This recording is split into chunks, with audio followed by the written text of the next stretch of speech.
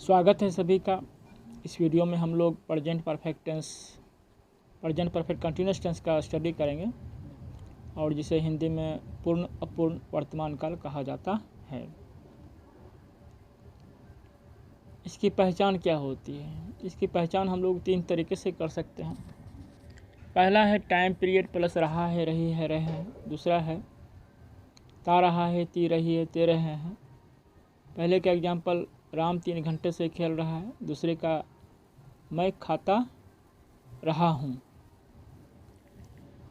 और तीसरे तरीका हम लोग देखते हैं। तीसरा तरीका है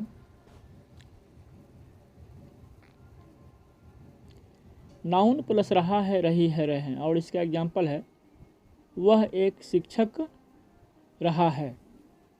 तो इन 3 तरीकों से हम लोग प्रेजेंट परफेक्ट कंटिन्यूअस टेंस की पहचान कर सकते हैं।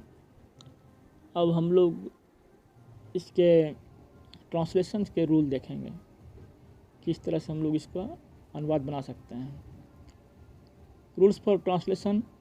पहले अफर्मेटिव सेंटेंस के लिए अफर्मेटिव सेंटेंस का रूल होता है सब्जेक्ट प्लस हैव बीन और has been plus verb plus ING plus for since plus other words. और इसमें हम हैव बीन हैज बीन का प्रयोग देखेंगे।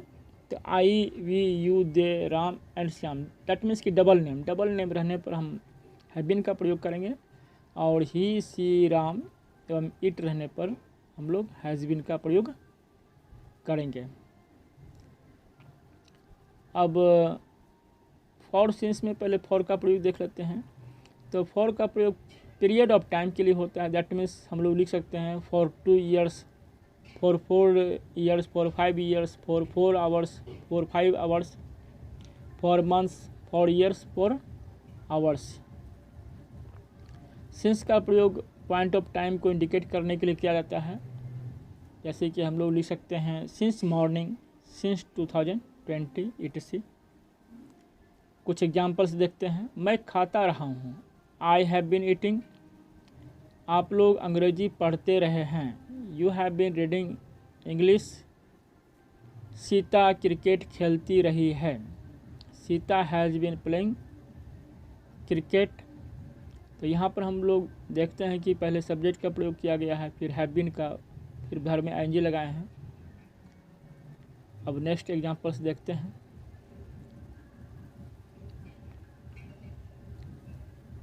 मैं 4 वर्षों से पढ़ रहा हूँ, I have been reading for 4 years. यहाँ पर पहले सब्जेक्ट आई आया, फिर हैव बीन का प्रयोग किए, फिर रीड घर में आईएनजी लगाएं, फिर फॉर का प्रयोग हुआ, फिर अदर वर्ड्स फॉर ईयर्स। वे लोग सुबह से पढ़ रहे हैं, they have been reading since morning. वह सुबह से टहल रहा है, he has been walking since morning. Next देखते हैं निगेटिव सेंटेंस। निगेटिव सेंटेंस का रूल होगा subject plus have not been और हैज़ नॉट बीन का प्रयोग करेंगे। यहाँ पर हम लोगों को यह बात ध्यान में रखना है कि नॉट का प्रयोग हैव बीन और हैज़ बीन के बीच में होगा, plus verb plus ING plus for since plus other words. यह इसका स्ट्रक्चर है। अब इसके एग्जाम्पल्स देखते हैं। जैसे मैं सुबह से नहीं पढ़ रहा हूँ, I have not been reading since morning. वे लोग 2017 से इस विद्यालय में नहीं पढ़ रहे हैं, they have not been reading in this school since 2017। वे लोग 4 घंटे से क्रिकेट नहीं खेल रहे हैं, they have not been playing cricket for 4 hours. आप सुबह से नहीं पढ़ रहे हैं, you have not been reading since morning. तो यहाँ पर हम लोग स्ट्रक्चर्स का थोड़ा स्टडी करते हैं, देखते हैं। पहले सब्जेक्ट का प्रयोग किए हैं, फिर हैव नॉट बीन का प्रयोग हुआ है, फिर भर में आईएनजी लगाए हैं, फिर अदर वर्ड्स को हम लोग जो है उसके अनुसार एडजस्ट करते हैं। यही तो इसका स्ट्रक्चर है। नेक्स्ट एग्जांपल्स देखते हैं इसके।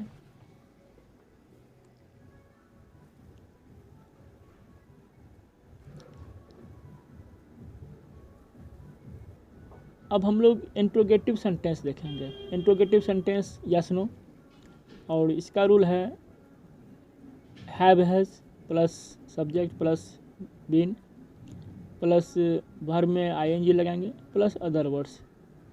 तो यह इसका स्ट्रक्चर है, इसी स्ट्रक्चर के अनुसार हम लोग वाक्य कंस्ट्रक्ट करेंगे। देखते हैं इसके एग्जांपल्स।